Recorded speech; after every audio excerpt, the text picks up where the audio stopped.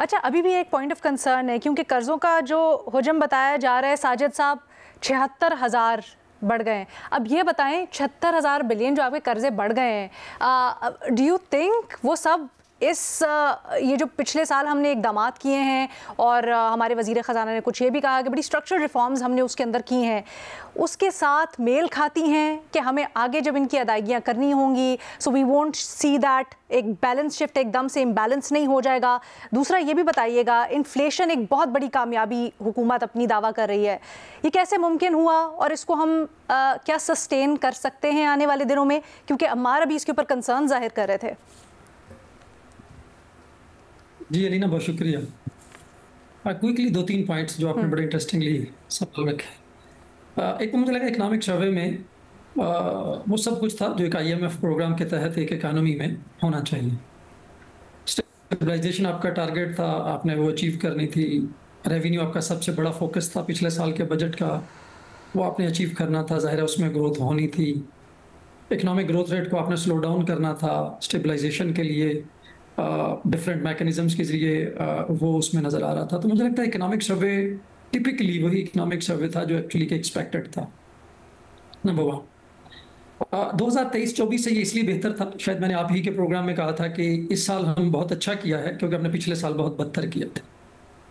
Inflation आपका, यहाँ से आपका जो सवाल है वो भी जुड़ जाता है कि पिछले साल अगर आपका एवरेज इन्फ्लेशन 36% के करीब चल रहा था, 30% के करीब था, क्योंकि बेस इतनी हाई थी कि प्राइसेस का मजीद बढ़ना, अगर वो एब्सोल्यूट नंबर में बढ़ भी रही हैं तो परसेंटेज टर्म में बहुत थोड़ी वो शो हो रही है।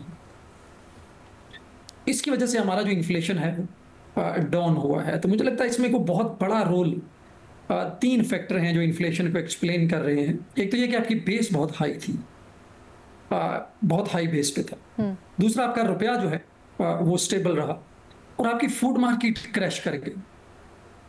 पिछले 8-10 महीने पहले जब आपकी फूड मार्केट ने क्रैश किया तो जो फूड इन्फ्लेशन जो बहुत ज़्यादा 1/3 के करीब ड्राइव कर रहा होता है। और चौथा मेरे ख्याल है ग्रेजुअली फिर ये हुआ कि हमें जो एनर्जी के सेक्टर के अंदर कहीं कहीं हमें जो ऑयल प्राइसेस के बहुत ज़्यादा तेज़ी से गिरने की वजह से, कम होने की वजह से वो जो एक एज मिला जिसको हमने कुछ इलेक्ट्रिसिटी प्राइसेस की सूरत में पास ऑन किया, कुछ पेट्रोल की प्राइसेस की सूरत में पास ऑन किया। तो इन 3-4 चीज़ों की वजह से जो इन्फ्लेशन है वो ग्रेजुअली जो है वो डाउन हुआ है।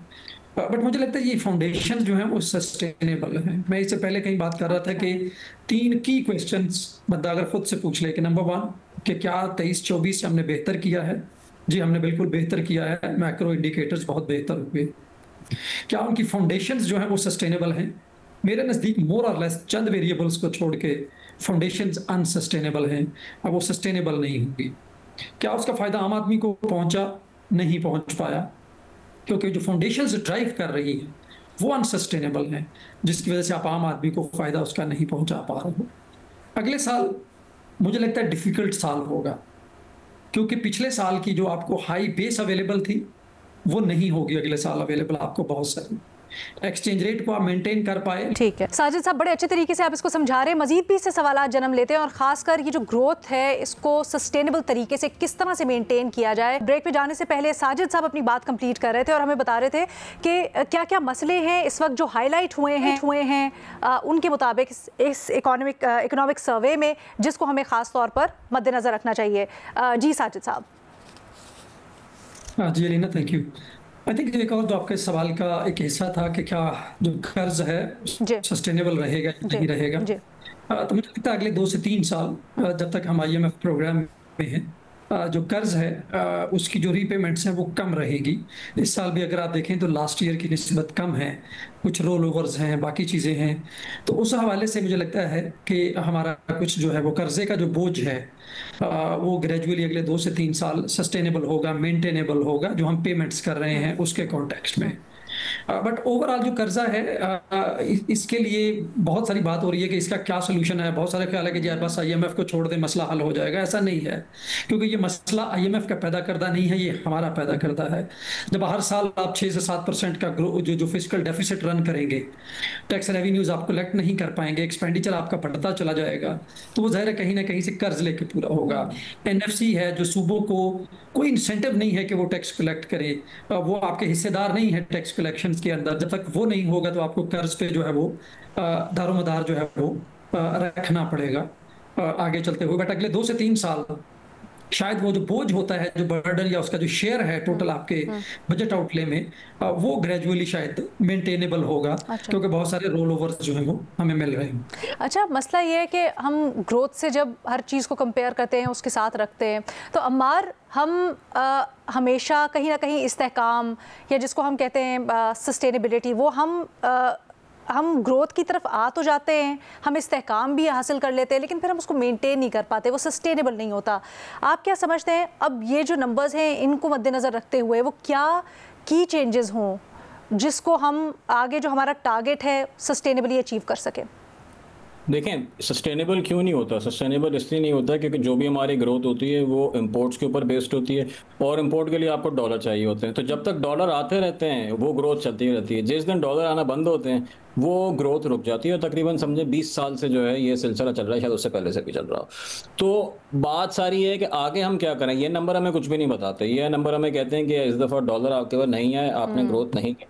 आगे ग्रोथ किस तरह करनी है वो फिर अली की बात आ जाती है कि जी किस तरह लेके चलना है, किस तरह की बुनियादी आपने जो है चेंजेस करनी है जिससे ये ग्रोथ आएगी। अगले 20 साल तक अली का कहना सही है कि 8% पे भी ग्रो करते रहेंगे तब भी आप सिर्फ कैचअप ही खेल रहे होंगे। तो वो क्या प्लान है, वो चीज़ मैटर करती है। जो हिस्ट्री है दैट इज हिस्ट्री। आगे क्या करना है, what is the plan, what is the strategy, वो नंबर से कवर नहीं होगी, वो एक्चुअल प्लान से, एक्चुअल जिसे कहते हैं ना काम से वो चीज़ नजर आएगी। वो उस टाइप की चीज़ जो है ना that will determine what whether the future will be sustainable or not। Ali, आपका क्या ख्याल है? वो क्या जी, ऑफ कोर्स मैं अगर अमार ही की बात से आगे लेके चलूं, इन्होंने कहा कि हमारा ग्रोथ मॉडल ये रहा है कि जब इंपोर्ट होती है तो फिर ग्रोथ होती है।